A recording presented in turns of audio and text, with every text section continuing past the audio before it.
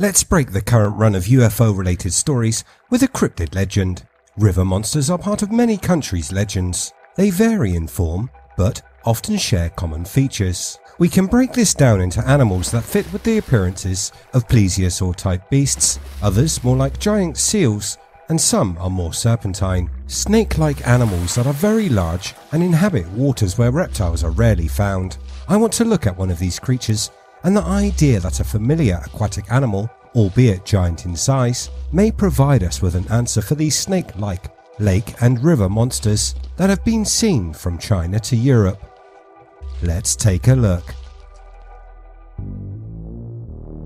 Welcome to IF, videos on history, mystery and the strange. Hit that subscribe button and ring the bell so you never miss a video again.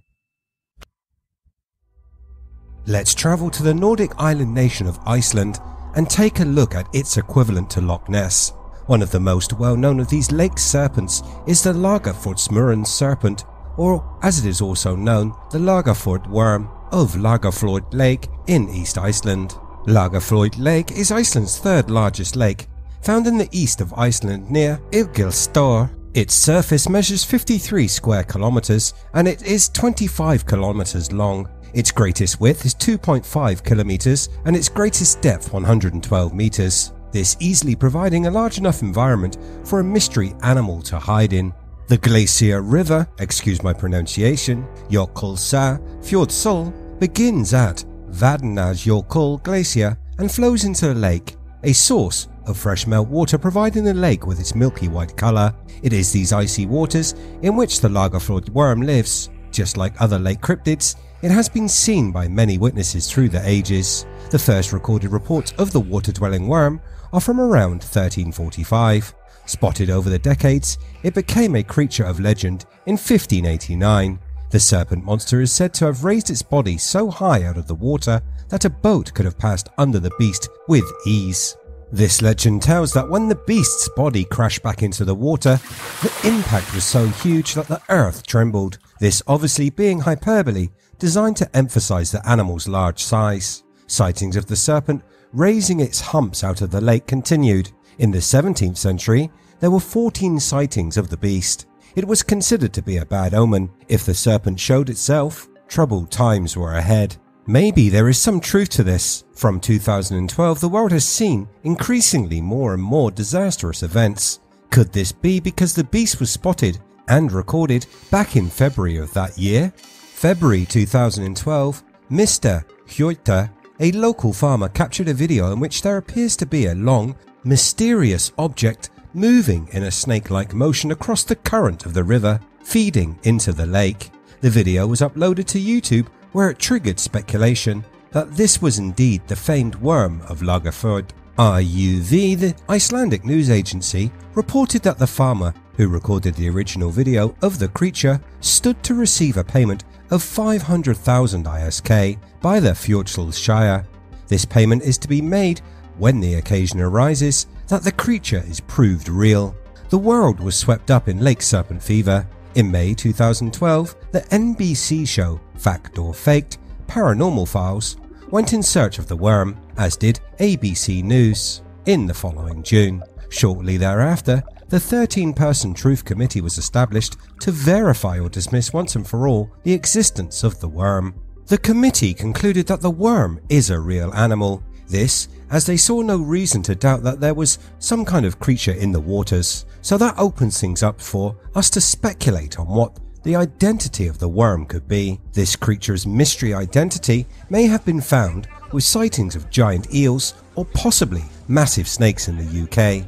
Nick Redfern penned an article on Mysterious Universe that fits nicely with the story of the Icelandic cryptid. In an older post on the site titled Monsters in Our Cities, Nick wrote about sightings of massive eels spotted swimming in Birmingham canals. This website entry told of how a retired British policeman gave Nick an interview a number of years back. This officer was a serving policeman from 1977 to 1988.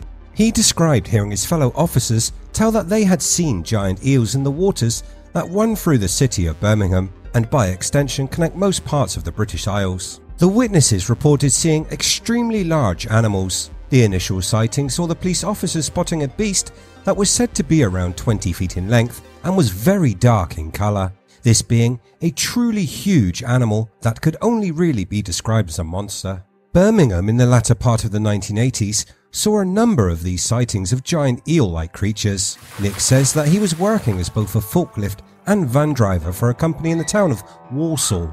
He heard a number of stories about sightings of huge and dangerous eels. The vicious fish roamed the dark waters of the winding canals. Nick says one of the best sightings came from a truck driver who had an encounter somewhere in Birmingham. This happened on a summer's day late in the 1980s. What the man saw was said to have scared him and others rigid. At a shop which overlooked a stretch of the canal, a 15-foot dark brown animal was seen swimming.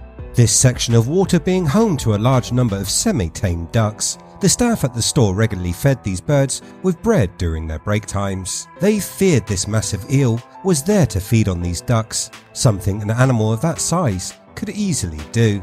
Eels eat a wide range of foods including mosquito larvae and worms. While eels prefer to eat live prey, spiny and freshwater eels will eat carrion and will accept frozen bloodworms or tubifex worms as food. It is easy to imagine that, as opportunist feeders, a giant eel would be looking for a larger snack. Eels have recently been in the news and were linked to the most famous UK monster of all, Nessie. Could they be the answer for not only the Scottish cryptid, but also the Icelandic lake serpent too? The question is then asked, what if all of these cases of giant eels are also a case of mistaken identity? It is suggested that witnesses could possibly be mistaking the fish for massive snakes. The dead body of a huge 18-foot long python was discovered in the UK's Grand Union Canal. It just so happens that the Grand Union Canal links to the many and varied canals that wind their way through the city of Birmingham. Witness Sebastian Bishop told of finding the large reptile. He said, "As I passed under a bridge on the stretch at Aylstone, I saw a long slim shape just under the water. I went to investigate and prodded it with my paddle. I lifted part of it up and was shocked to see it was a snake. I dragged it towards the bank with my paddle. When I got out and dragged it onto the grass, it just kept coming and coming. I could not believe how long it was. I reckon it was about 18 foot long." Sebastian added, "I have been kayaking along the canal for 3 years now, and it's the most unusual thing that I have found." One mysterious snake being found could indicate an escaped pet rather than snakes living in a part of the world ill-suited to their needs. But in the early part of 2003, another story emerged from Birmingham. The story told of finding the remains of a large dead python at the same section of canal where the eel had been seen.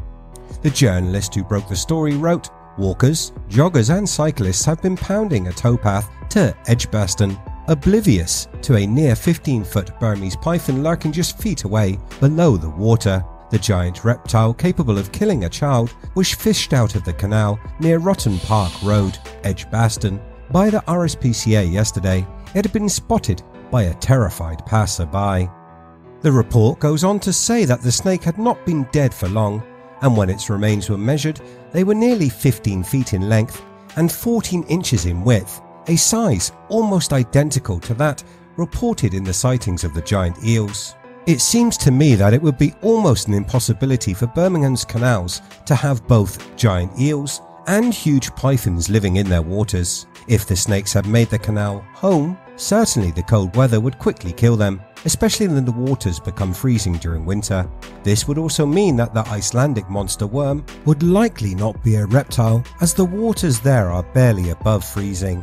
There is the slim possibility that the reptiles could have adapted to a colder environment, but when eels are far more suited to the cold water, the latter would seem the most plausible. So what do you think? Could eels or snakes be the true identity of the Lagarfljót worm? What other river and lake cryptids would you like to see me take a look at? Let me know in the comments below. As always, if you like what I do here on the channel, hit that red button, like and share. You can catch the latest by searching We Are If. Thanks so much for watching. I'll see you next time.